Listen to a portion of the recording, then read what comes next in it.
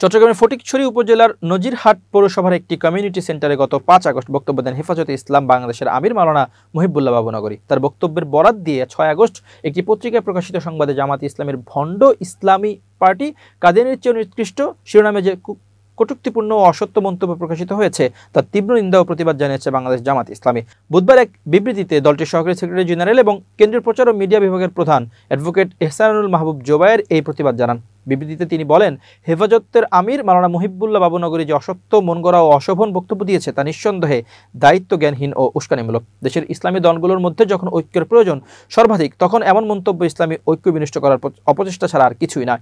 এ ধরনের বক্তব্য ইসলামী মূল্যবোধ ও রাজনৈতিক শ্লীলতার শালীনতার পরিপন্থী এবং তা ইসলাম ও দেশবিরোধী ষড়যন্ত্রকারীদের হাতকে শক্তিশালী করা শামিল। তিনি আরো বলেন, জামাত ইসলামী মওদুদির ইসলাম প্রতিষ্ঠা করতে চায় মর্মে যে মন্তব্য করা হয়েছে তা আদৌ সত্য নয়। ইসলামের প্রকৃত উৎস হলো কোরআন ও সুন্নাহ। জামাত ইসলামী সেই ইসলামেরই অনুসারী। মওদুদির ইসলাম বলে কোনো স্বতন্ত্র ইসলাম নেই।